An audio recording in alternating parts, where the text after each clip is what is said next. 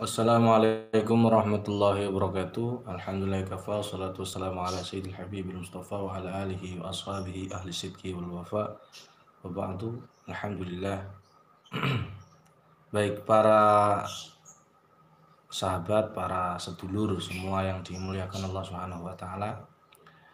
Perlu saya sampaikan bahwa di JRA itu ada beberapa step-step metode untuk dalam ruqyah ya. Ada tingkat, katakanlah ya, ini kalau sekolah, jadi saya analogikan sekolah itu ada tingkat TK, SD, MTS, aliyah atau SMP atau aliyah. Nah, ada satu metode di mana metode itu tanpa nyentuh pasien. Jadi kita menangani orang tanpa nyentuh pasien dan kita berhadapan dengan pasien, dan ini baguslah untuk teknik menangani kasus corona supaya menghindari kontak langsung, jaraknya sekitar 3 meteran. Jadi kalau kita dekat dengan pasien corona kan bisa jadi virusnya bisa nyebar karena kontak langsung, dan ini bisa dipraktekkan dalam metode untuk gangguan bangsa jin atau yang lain. Baik, untuk metode yang tingkat dasar atau metode bahkan di bawah tingkat dasar itu untuk menangani kasus psikis dan medis, asam lambung dan psikis. Psikis itu seperti fobia, trauma, sedih, marah dan lain sebagainya. Yang kedua ada metode untuk gangguan bangsa gaib ya, bisa sujud, bisa ini tingkat dasar ini. Yang ketiga adalah metode untuk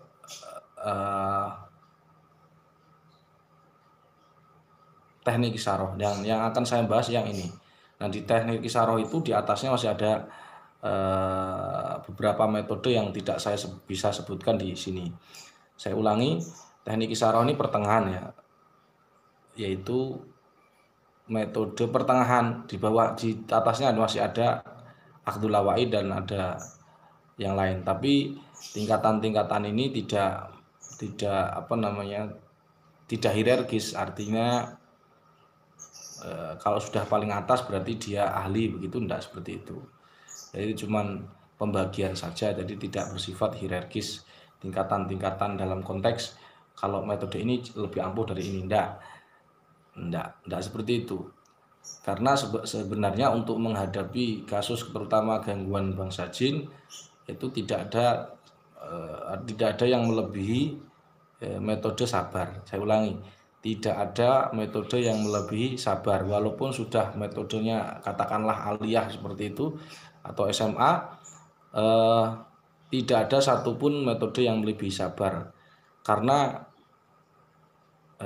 khususnya gangguan bangsa jin ya, atau medis pun sekalipun, kalau kamu nggak sabar, medis pun kalau kamu nggak sabar pengen sembuh, cepat-cepat sembuh, belum disembuhkan Allah kamu putus asa, nggak sembuh orang yang kamu ruqyah.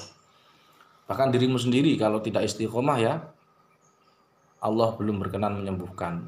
Karena kita akan diijabahi doa kita, doa kesembuhan kita malam yustajal, lagi kita tidak ingin segera disembuhkan.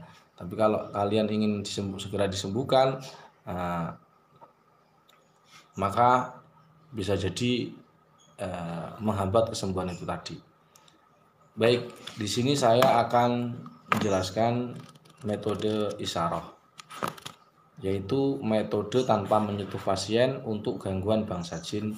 Nah, ini nanti metode yang ketiga ya, dari 5 metode tahapan di JRA. Metode isyarah adalah metode yang itu dilakukan kita tanpa menyentuh pasien. Saya ulangi, tanpa menyentuh pasien. Dan itu bukan berarti terus tidak sunnah begitu. Ada dasar hukumnya. Jadi ayul hadirun, saya ini bukan bukan orang yang pernah belajar di perguruan A, padepokan A, tidak. Saya ini anak pesantren, jadi tentu sesuatu yang saya lakukan berdasarkan bukan pengalaman dan guru-guru dari Padepokan, tapi adalah dasar hukumnya dari kitab-kitab para ulama salaf ya. Metode yang saya lakukan di sini, dan saya tidak mengerti atau qadakhili, tenaga dalam, nggak ngerti, dan saya tidak pernah belajar pada siapapun karena basic saya torekoh, jadi bukan tidak ada tenaga dalam. Makanya kemarin ada yang komentar di YouTube saya, aduh tenaga dalam, enggak. Itu teknik isyarah. Jadi yang tidak paham antara bedanya atau qadakhili, tenaga dalam dan isyarah. Nah, ini nanti di sini bisa disimak ya, biar tidak ada komentar negatif. Atau seandainya komentar negatif pun tidak apa-apa ya, bagus. Bagus untuk saya ya. Baik. Teknik isyarah adalah suatu teknik yang tanpa menyentuh pasien dengan jarak jauh ya. Jarak jauh bisa 3 meter atau 4-5 meter. Metodenya antara lain satu, metode tahdid ya. Metode tahdid itu kita ngancem jin tanpa nyentuh. Jadi saya ulangi, metode isyarah itu ada 9 metode ya. Teknik isyarah, maaf, bukan metode isyarah, teknik isyarah itu ada 9 metode. Metode tahdid mengancam, jadi jinnya diancam aja, jarak jauh bisa 7 meter bisa, 8-9 meter bisa. Bahkan saya pernah dari jarak sekitar 50 meter bisa. Nah, yaitu metode tahdid mengancam bangsa jin, karena jin itu kalau sudah diancam, jin ini kan makhluk yang suka sembunyi itu, makanya kalau diancam dia akan keluar. Kalau dia tidak diancam tidak keluar. Misalkan kamu ada orang ketempelan jin, kamu ngomong wahai bakteri, wahai virus, jinnya tidak keluar. Kenapa? Karena kamu khitabnya kepada penyakit. Yang kedua, metode membuat rumah atau istana jin. Nah, ini teknik isyarah ya. Hakikatnya kita ya gak ngerti juga, karena wa indahu mafatihul ghaib la ya'lamu illahu. Tapi perlu diketahui, gaib itu ada dua ya, gaib mutlak, gaib nisbi. Jadi jangan sampai kita salah paham. Gaib mutlak, gaib nisbi. Gaib mutlak itu gaib total yang tidak ada yang mengetahui illahu kecuali Allah Subhanahu wa taala. Nah, sedangkan gaib nisbi itu memungkinkan kita masuk ke sana. Apa itu gaib nisbi? Gaib nisbi termasuk kehidupan alam jin. Alam jin itu gaib nisbi. Jadi manusia memungkinkan masuk ke alam jin, jin memungkinkan menampakkan diri di alam manusia. Nah, dua-duanya memungkinkan karena alam jin itu di bawah alam manusia. Jadi manusia ke alam jin itu kondisi gelombang elektromagnetik otaknya diturunkan, itu sudah bisa ke sana. Jadi itu gaib nisbi. Jadi kalimat huwa yarakum qabiluhu min haitsu la tarawnahum itu adalah lebih tepat kalau dikatakan jin tidak bisa melihat kita, kita tidak bisa melihat jin, dan jin tidak bisa dari jarak yang kita tidak bisa melihat mereka. Nah, di sini konteksnya pada fitrahnya memang begitu. Saya ulangi, dalam fitrahnya memang begitu. Tetapi kita sendiri juga mengerti bahwa anak-anak kecil pernah melihat jin dan lain sebagainya. Nah, itu memang memungkinkan karena fitrahnya memang manusia tidak bisa melihat jin, karena jin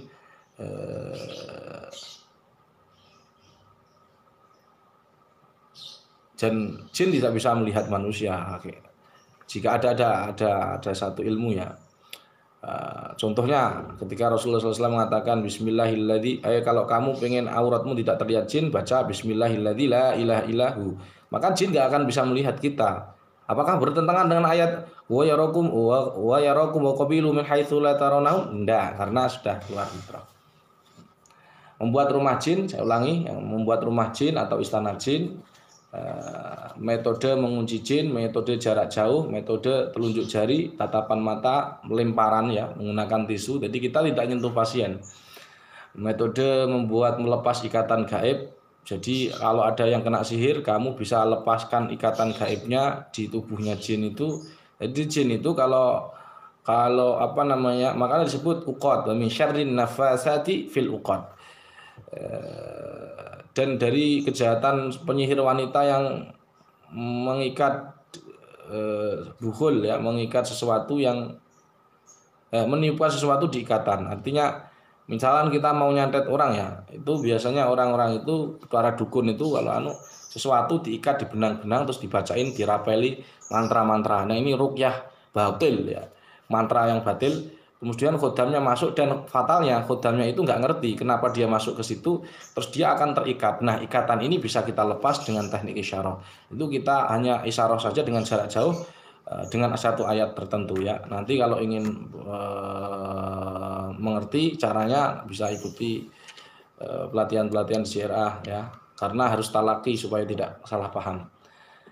Menarik jin lewat foto juga bisa, lukisan bisa. Jadi jin itu sangat nempel-nempel di mata. Makanya disatakan likulli sonamin jinniyatun. Setiap sonam, setiap berhala patung arca-arca ada jinnya, dan jin suka nempel di mata.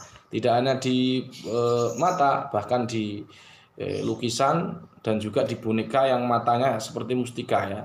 Dia akan suka nempel di situ, dan saya sering menemui jin-jin yang tinggal itu. Makanya Ibnu Katsir mengatakan likulli sonamin jinniyatun, itu betul dan itu faktanya demikian. Baik, bagaimana dasar hukumnya teknik isyarah? Yaitu teknik tanpa menyentuh ya. Jadi ada pasien kita mau meruqyah atau gangguan jin, kita tidak menyentuh. Apakah itu ada dasar hukumnya? Jawabannya ada dasar hukumnya.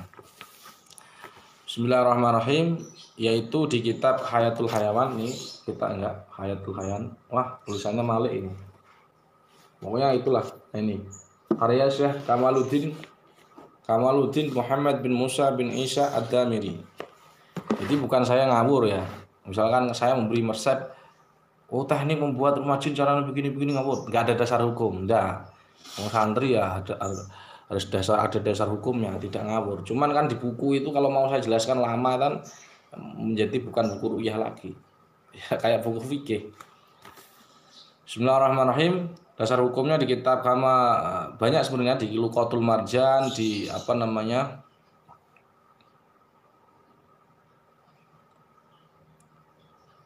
di Luqatul Marjan juga ada. Terus di sini juga ada di Hayatul Hayawan juz 1 halaman 294. Bismillahirrahmanirrahim. Ani Zubair bin Awam radhiyallahu anhu. Ini hadis ya, panjang sekali. Saya terjemahkan aja ya, daripada nanti panjang soalnya hadisnya.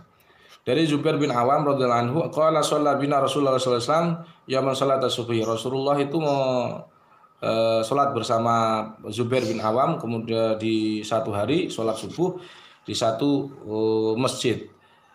Setelah semua buyar, Rasulullah buyar, kemudian Rasulullah SAW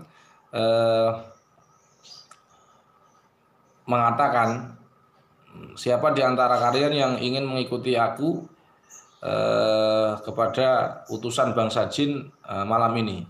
Kemudian fasakatal qaum, semua orang diam, para sahabat diam, walam yatakallam minhum ahad, tidak ada yang bicara. Sampai Rasulullah itu mengatakan dua kali, siapa di antara kalian yang mau ikut aku, begitu kata Rasulullah SAW. Famar Rabbi yamshi fa akhadha bi yadi faja'altu amshi ma'ahu hatta tama'atu anna jibal Madinah kullaha. Sampai Rasulullah itu Rasulullah mendekati sahabat Zubair bin Awam ini, kemudian Rasulullah menggandeng beliau ya, Rasulullah lewat gandeng aja ini Zubair bin Awam, kemudian beliau berjalan bersama Zubair bin Awam sehingga sampai lewat gunung-gunung, tebing-tebing. Ini makanya sampean titeni teliti orang yang lewat satu gunung-gunung seperti misalkan di sini ya ini, atau di Wonogiri, kemudian di Klaten, kemudian di Klaten, Gunung Kidul di Jawa, kalau di Sumatera ya pokoknya gunung tebing-tebing, itu kebanyakan adalah bangsa jin di sana. Baik itu santet, tenun, banyak sekali. Bahkan di Banjarnegara Utara itu di Lembah Dieng juga banyak, Alas Purwo apalagi. Di Alas Purwo, di ujung kulon banyak gunung-gunung dan lembah-lembah. Nah di sini juga ada. Jadi di zaman sahabat, zaman Rasulullah pun juga banyak. sampai Rasulullah itu lewat gunung-gunung kota-kota Madinah itu. Terus kemudian fa wa idza ila ardin baras wa idza jirjan tawal ka'anna murramah mutadaththari thiyabahum min baini arjulihim falamma ra'aitahum. Nah, wasyatni rukdatan syadidan. Jadi Rasulullah dan sahabat Zubair bin Awam ini kemudian setelah dari lembah-lembah ketemu tanah lapang. Kemudian beliau ketemu rijalun tawal, orang yang tinggi besar. Ya, saya ulangi, tinggi besar. Kalau mungkin sekarang gendruwo ya. Kalau orang-orang bilang tinggi besar. Sampai rambutnya rewok-rewok. Rewok-rewok. Sampai menjulur ke kaki-kaki. Kemudian ketika saya melihatnya, dari sahabat melihat, bayangkan sahabat melihat seseorang, sosok ya, sosok yang makhluk tinggi besar, hampir pingsan. Beliau ini hampir pingsan saja, gemetar hampir pingsan. Hatta tamasakini rijalai, sampai gemetar kakinya. Ini sahabat loh melihat, saya ulangi, ini bukan berarti saya meremehkan sahabat, enggak. Di sini loh sahabat. Jadi gemeteran itu dampak reaksi alami. Bukan wujud beliau tidak ada di sini takut, tidak ada kalimat takut lah. Beliau ini melihat reaksi gemeteran. Jadi kalau ada seseorang yang berhubungan dengan jin, kemudian tangannya bergetar, tangan bergetar, itu manusiawi ya, alamiah ya. Jadi bukan sugesti atau bukan mitos. Kemudian damasakil rijlai minal faqr. Khala madununan minhum khattali Rasulullah sallallahu alaihi wasallam rijlai fil ardi khattan. Nah, ini di sini. Kemudian setelah saya gemeteran, Rasulullah itu melihat saya. Nah, itu. Terus saya disamperin Rasulullah, kata Zubair bin Awam. Terus Rasulullah itu menulis satu ikatan. Ya, jadi maaf kok satu ikatan. Rasulullah memberi isyarah dengan menulis memakai ibu jari kaki mulia beliau. Jadi jempolan kaki mulia beliau itu dilingkarkan di tanah.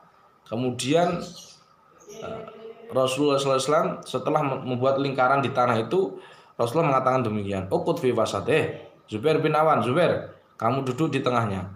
Nah, setelah saya duduk, tiba-tiba saya yang tadinya gemeter, saya ulangi, saya yang tiba-tibanya gemeter. Jadi sahabat Zubair bin Awam ini gemeter.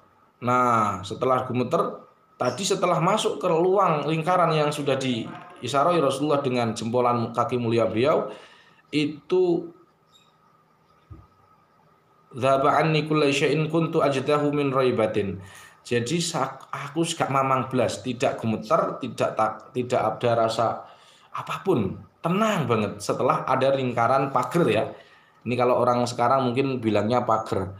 Pagar yang dibuat Rasulullah dengan kaki mulia beliau ini, pagar, maka sosok hitam besar tadi tidak mengganggu beliau. Nah, jadi jangan dikira terus mungkin Rasul membuat lingkaran dikira tenaga dalam, terus tangannya kakinya dikunci biar tidak diserang jin, dikira tenaga dalam. Enggak, ini ada contohnya dari Nabi, tidak sembarangan. Apalagi yang ngelakuin santri mesti ada dasar hukumnya, tidak kok ngawur ya. Wa ma'adha Rasulullah sallallahu alaihi wasallam baini wa bainahum fatlan Qur'an rafi'an hatta al-fajr thumma aqbala hatta marrabi fa qul alhaqu bi faja'altu amshi ma'ahu famadayna ghayra ba'id fa qala li iltafit fanzur hal tara ahaitu anna haula'i hum nahad faltafattu fa qultu ya Rasulullah sawadun katsiran fa khafid Rasulullah sallallahu alaihi wasallam ra'sahu lil ardi fa nadhara adman wa rawthah wa rama bihima ilaihim thumma qala haula'i waftul jin naswibi nas'aluhu zat faja'altu lahum kulla azmin wa rawthah. Qala Zubair radhiyallahu anhu fala yahillu ahadin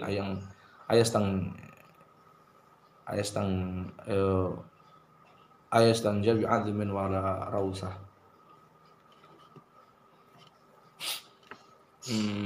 Dimang. Jadi setelah itu, setelah Zubair bin Awam disuruh duduk di tengahnya, setelah itu sudah tidak ada gemeteran. Kemudian Rasulullah SAW itu membaca Quran dengan tartil sampai terbitnya fajar. Kemudian sementara Rasulullah menghadap kepada wajahnya, menghadap kepadaku. Kemudian Rasul mengatakan al-haqqu bi faja'altu amshi. Kemudian Rasulullah diajaklah lagi si Zubair bin Awam ini, sahabat Zubair bin Awam ini, kemudian berjalan agak jauh. Kemudian Rasulullah SAW mengatakan, kamu tolak kiri, tolak kanan. Ya, ini. Jadi kalau ada orang ngongkon orang, kalau kamu jalan di situ jangan tolak kiri kanan. Nah, di sini enggak, malah sebaliknya. Rasulullah ngomong, lihat kiri kananmu. Apa yang kamu lihat? Kata Rasulullah, adakah seseorang di sana? Kata Rasulullah menanya Zubair bin Awam. Terus sahabat Zubair bin Awam, ya Rasulullah, saya melihat sosok tinggi. Nah ini kasiran, sawadun kasir. Jadi orang yang hitam-hitam banyak sekali. Rasulullah kemudian menunjukkan badan. Menurut badan, apa itu? Kepala. Kemudian Rasulullah SAW menundukkan kepala. Kemudian Rasulullah Rasulullah kemudian mengambil sebuah balung ya apa? Tulang dan kotoran ya. Tulang dan kotoran. Kemudian Rasulullah menguncalkan, melempar straight ke sosok-sosok yang besar itu. Kemudian Rasulullah mengatakan itu adalah satu golongan jin nasibin. Kemudian mereka minta kepada aku, minta bekal.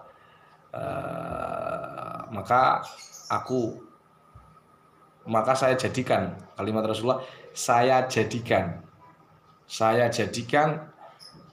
bagi mereka setiap tulang dan kotoran menjadi makan mereka. Maka Zubair bin Awam kemudian mengatakan tidak halal bagi seseorang, orang-orang muslim, menjadikan sesuci tulang dan kotoran sebagai istinja dengan kotoran dan tulang, karena itu makanan bangsa jin.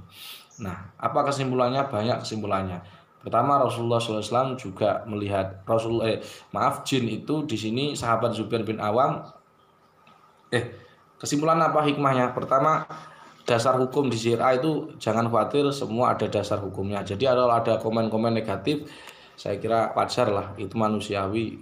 Kita itu tidak mungkin bisa membuat orang itu setuju sama kita semua, tidak mungkin. Sebaik apapun, walaupun saya bawa dasar hukum, tapi kalau orang nggak seneng ya wajar aja. Jadi semua ada dasar hukumnya. Yang kedua, sahabat juga bertemu dengan jin tapi tidak jelas. Makanya kalau ada orang bertemu sosok begini, soalnya jin itu ada dua bentuknya, surah asliyah, surah katifah, bentuk kasar dan bentuk gaib. Jadi jin itu untuk masuk ke alam sahadah manusia ini agak sulit, juga dia memerlukan ilmu sihirnya yang kuat atau ilmunya tirakatnya kuat. Contoh ya, ada ini, saya punya sisir ini, jin itu mau ngangkat ini tidak mudah bagi bangsa jin. Dia harus mengumpulkan energi dulu, setelah itu geludak. Nah, ini tidak bisa instan. Begitu juga manusia masuk ke alam jin. Alam jin itu gaib tapi nisbi, memungkinkan. Itu juga tidak mudah. Harus ngetrenkan kondisi gelombang otak, harus kemudian meditasi atau apa. Tapi yang jelas saya tidak anjurkan karena itu keluar fitrah. Kalau sahabat ini tidak keluar fitrah, beliau makanya lihat wujud jinnya adalah surah kasifah ya. Dia melihat sosok yang besar banyak sekali ya, kerumun-kerumun, tidak jelas. Dan memang wujud jin itu seperti itu, ya, tidak jelas. Kalau saya sendiri dari kecil tidak pernah lihat jin. Pernah lihat jin tapi wujudnya celana. Dan itu dijual candle hanger ya, dijual di celana. Yang kedua, orang kalau berurusan dengan jin, dia kalau gerak-gerakkan tangan ini, nah itu ada dasar hukumnya, tidak ngawur. Itu namanya isyarah, bukan tenaga dalam. Tokoh ad-dakhili, dikira kalau begini, orang begini dikira tenaga dalam. Enggak, itu isyarah. Kalau ada tulisan saya begini, nah ini cuma isyarah saja. Rasulullah juga demikian. Bahkan Rasulullah menulis satu lingkaran di supaya sahabat jin tidak ganggu sahabat Zubair bin Awam. Yang tadinya sahabat jin Zubair bin Awam gemeteran, dudut-dudut. Rasulullah juga membuat lingkaran. Bayangkan Rasulullah lah. Kamu apa lebih baik dari Rasulullah? Tidak melarang loh. Ini bid'ah ini misalkan. Enggak seperti itu juga. Ayo baca referensinya lebih banyak biar tidak gampang menyesatkan orang. Nah, jadi di sini masuk ke sinilah ditahan. Apa? Yang tadinya gemeter dengan teknik isyarah yang dibawakan Nabi menjadi ya gemeter. Masya Allah. Yang ketiga adalah makanan jin. Makanan jin itu bisa tulang, bisa kotoran. Intinya apa sih kotoran? Nah, ini kamu harus pahami.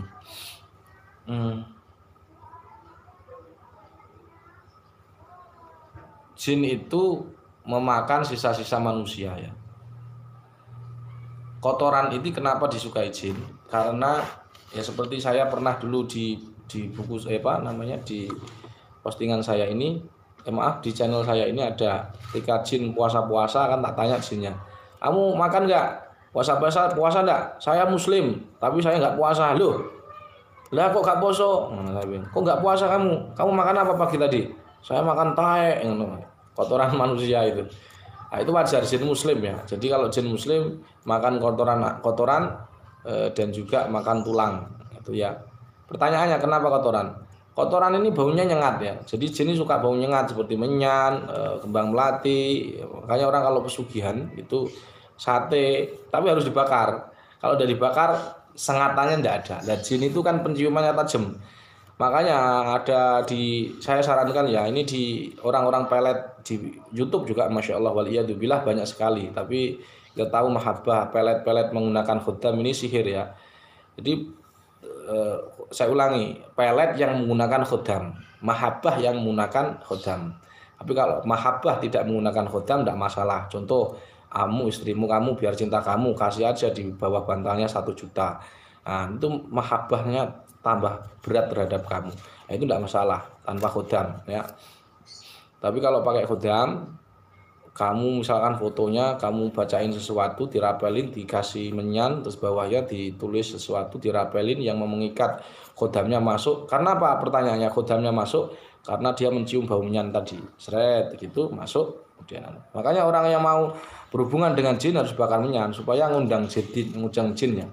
Tapi untuk apa dan lain sebagainya ini perlu diketahui. Kalau dia tujuannya untuk keduniaan, mencari pesugihan dan sebagainya, pangkat atau menyukai apa selain Allah, maka inna ruqa tama'im wa syirik. Wa kana rijalun minal insi ya'udzuuna birijalin minal jin fazadahum rahaqa. Jinnya tambah sakti, jinnya tambah pede, dan manusianya tambah rusak akidahnya kepada Allah. Sehingga tidak meminta kepada Allah tapi meminta pada sama gaibnya, tapi nisbi ya, minta kepada jin. Tapi sebenarnya mereka tertipu. Kenapa? Jin itu lemah. Saya ulangi, jin itu lemah. Siapa yang bilang jin itu lemah? Allah, pencipta jin. Makanya saya tidak heran orang nantang jin. Wong makhluk lemah ditantang. Bahkan orang yang penakut, imannya lemah, dia akan ngomong, kamu jangan nantang jin, jin itu kuat. Lah, pret. Saya bilang begitu. Setan itu lemah. Kalau kamu ngomong setan itu kuat, kamu menyelisih Al-Quran. Allah mengatakan inna kaida syaitani kana dhaif. Setan itu lemah kok kamu ngomong kuat. Berarti akidahmu rusak. Pelajaran Islammu ya belum sempurna ya. Hajinya belum sempurna. Karena tidak memahami ini. Kamu terlalu sibuk dunia supranatural, akhirnya lupa bahwa Allah sudah pernah mengatakan setan itu lemah. Nah, kenapa kok setan terlihat kuat? Karena imanmu lemah. Gitu. Malah godaan wanita lebih kuat dari godaan setan. Godaan istrimu. Contoh ini ya.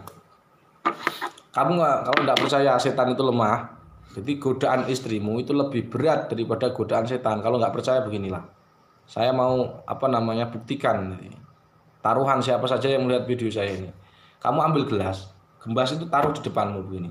Kamu tantang jin, ya saya ulangi, saya bukan buktikan jin itu lemah. Kamu tantang jin di kota-kotamu ya. Woi jin, misalkan kotamu mana? Nganjuk. Woi jin yang di Nganjuk, woi jin yang di Jombang. Kamu kesini, semua saya tantang. Kalau kamu bisa menggulingkan gelas ini dalam tempo 3 detik, saya akan memuji kamu. Kamu tunggu 3 detik. Apa namanya? Gelas itu nggak akan tumpah, nggak akan pecah. Tapi coba sekarang kamu ganti istrimu. Wahai istriku, kamu bisa ngangkat ini, melemparkan ke mukaku. Kalau bisa, akan kupuji kamu, misalkan begitu. Akan kukasih kamu 1 juta. Langsung itu reaksi, ambil gelas, pak, 3 detik. Itu maknanya godaan istrimu itu lebih besar daripada godaan setan. Setan tidak ada yang kuat.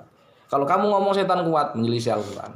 Demikianlah, itulah para ilmu ulama supaya mereka lebih takut kepada Allah daripada takut kepada setan. Sebagaimana firman Allah, "Dzalikumus syaitanu yukhawifu awliya'ah fala takhafu ma khafuni in kuntum mu'minin." Itulah setan dan sekutunya para dukun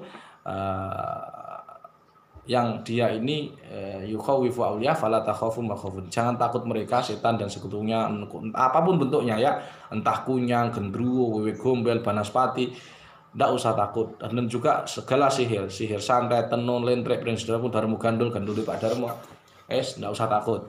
Yang penting wa khafuni, takutlah kepada Allah in kuntum mu'minin. Kalau kamu mukmin, maka kamu mesti takut kepada mereka. Ya, saya sudah praktekkan dan inilah buktinya bahwa teknik isyarah adalah mempunyai dasar yang kuat dari hadis. Itu sedikit, mudah-mudahan apa yang disampaikan ini bermanfaat, menjadikan kita semakin hari semakin takut kepada Allah, semakin taat kepada Allah, semakin istiqomah menghamba kepada Allah, dan menjadi sosok yang manusia yang pemberani. Karena sesungguhnya sebelum manusia diciptakan, banul jin sudah diciptakan. Maka tidak layak bagi orang muslim yang meminta tolong bersekutu kepada bangsa jin, karena itu sama halnya kita menurunkan derajat kita. Kita ini barang baru, new, masa barang lama kok mengendalikan kamu, kan enggak bagus. Ya kan? Kamu ini manusia yang baru. Maka kita menjadi khalifah, tunjukkan kita khalifah, bahwa manusia itu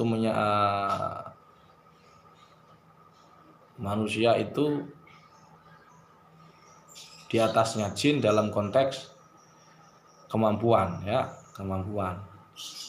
Maka jangan menghamba kepada jin, menghambalah kepada Allah Subhanahu wa taala. Mudah-mudahan kelak kita dicatat hamba Allah yang taat, dan kita dikumpulkan kelak di akhirat, keluarga kita, anak-anak kita, ma'al ladzina an'amallahu 'alaihim minan nabiyyin wasyiddiqin wasyuhada'i wassalihin. Amin ya rabbal alamin. Ala hadin ya al-Fatihah.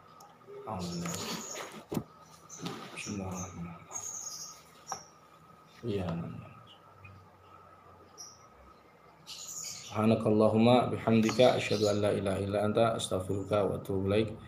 Adzanallahu ayyakum ila siratal mustaqim.